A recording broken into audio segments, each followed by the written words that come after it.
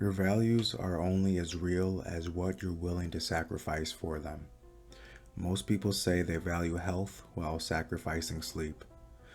They say they value freedom while choosing comfort. They say they value peace while holding on to things that constantly disturb it. So the real question isn't what you value, it's what you're willing to let go of, or what you're unwilling to let go of. How to define ruthlessness. What does ruthlessness actually mean to me? There's wisdom versus cruelty. Being ruthless is the ability to not be swayed by emotions during critical times of judgment that can impact your future, can compound from your past. The wisdom to know that emotions, although they can be powerful, there's a time and place. And when making long-term decisions, emotions can have a filter or a lens that doesn't see things clearly. Regarding things being cruel, not making decisions with the direct purpose of harming others, but not everybody will see it that way, because some decisions of letting go, making choices, they may inadvertently cause harm to others. They might disappoint others, not meet others' expectations, and they can call you cruel for that. When in reality, you're shifting your priorities and they seem to fall lower on the totem pole. They'll call you cruel. What has pursuing peace, health, and freedom required me to say no to? I would say excess. The absence, the freedom from gathering a mass, an abundance, consuming more than I need, more than I could ever want. The less things I have, the less things I have to worry about, the more peace, the more freedom I have to focus on what I actually value.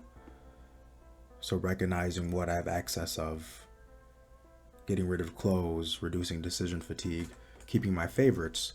So when I look at my closet, I'm not looking at my 15th or 20th option. I like my options 1 through 10. That is enough. Some questions you can ask yourself or answer in the comments below.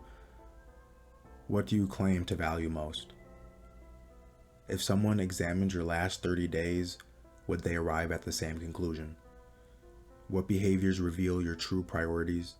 What are you protecting with your time and energy? And what are you neglecting?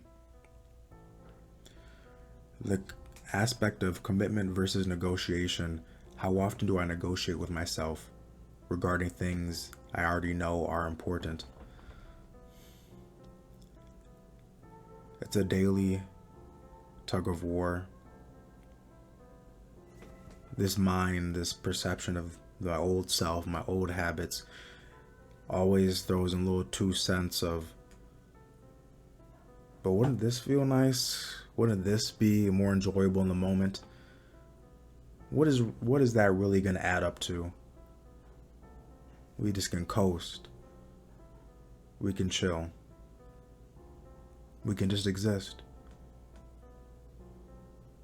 But there's another side of me, the person who I want to become, the habits I want to maintain, be consistent with, is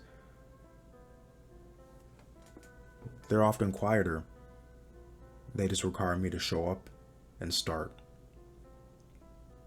What decisions have I repeatedly revisited instead of committing to? The decisions to act within my own best interest for where I want to go, where I want to be, what I want to sustain for my future. What became easier after I stopped debating and simply decided? I would say so far nutrition. Setting up my environment to not have constant temptation has made it so clear and so easy to meal prep, focus on the nourishment that sustains me, sustains my health. And where my life has commitment created freedom, the freedom to not have to depend on medications, not have to suffer from chronic diseases of heart health, cholesterol, blood pressure, sugar. That freedom to know that I can function without medicine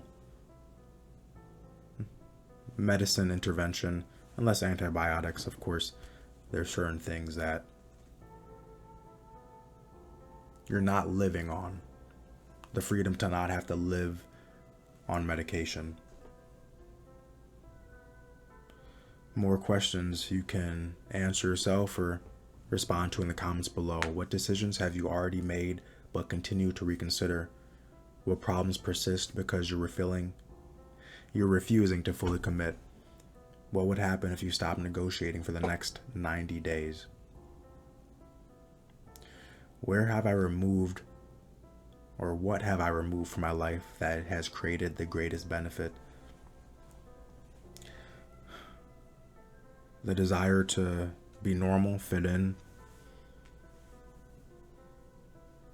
Because most of the things that I find excitement in aren't the norm.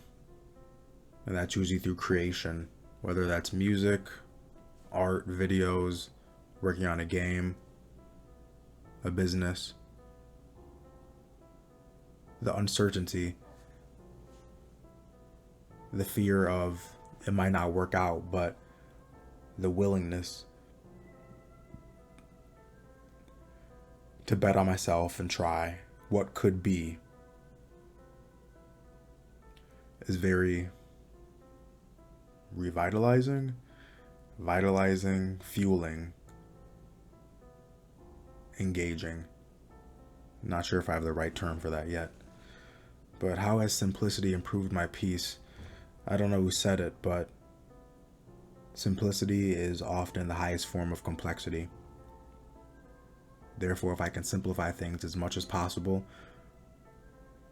resistance, negotiation often have no ground to and no time to weave in and try and sway or tempt me from my path. The cost of keeping everything. Why do people struggle more with letting go than with acquiring? What fear often hides underneath attachment? The fear of, what am I without these things? What am I without the external? There's such a heavy emphasis of what we do, who we are, what we've been able to obtain, being sought as or seen as valuable in others makes us somewhat feel more valuable to ourselves. But the less you have, the more you have to face, who am I without all these things? Am I enough? And it's a lot harder to measure being enough compared to measuring other possessions or those who do not have as many possessions. There's a fear of change as well. A fear of delayed action. What discomfort ended up being worth enduring. Identifying where I spent my time, or my time drained. Seeing how, while of course it was an escape, numbing, enjoyable, comforting, all that time, I would say I have nothing of value to show for it. Do I determine it as valuable? Do I determine other people, or do other people see it as valuable? That's another question in itself, but what lesson have I learned about waiting until I feel ready? It's very rare that you feel 100% ready, but feeling 50% ready is often enough. Ready enough just to start and see where it goes. You can learn that you can endure quite a lot and identify what is worth enduring. It's been creation over consumption. What we can create versus what we consume. Although it's not easy, otherwise everybody would do it. But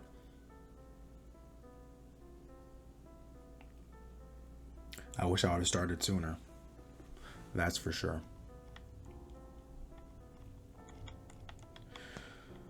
Most people spend their lives trying to add the missing piece. A better question might be, what needs to be removed? Because freedom often isn't found through accumulation. It's found through elimination. The people who seem the most focused aren't necessarily stronger than anyone else. They simply become ruthless about protecting what matters. And maybe the quality of your future won't be determined by what you choose to pursue. Maybe it'll be determined by what you're finally willing to let go of. If something resonated with you, consider leaving a comment below and sharing what felt most impactful. To support the channel, you can like, subscribe, and/or share this video with someone who you feel might also benefit. Additional ways to support the channel can be found in the links in the description below. You will also find a link to my website, cravingfreedom.com, where you can access my ebooks. On the website, you can also find descriptions of what to expect from the ebooks. And if you feel ready to commit to your path towards freedom and are seeking in-depth guidance and support, consider applying for one-on-one coaching. Answers to frequently asked questions can also be found on the website. Thank you for your time.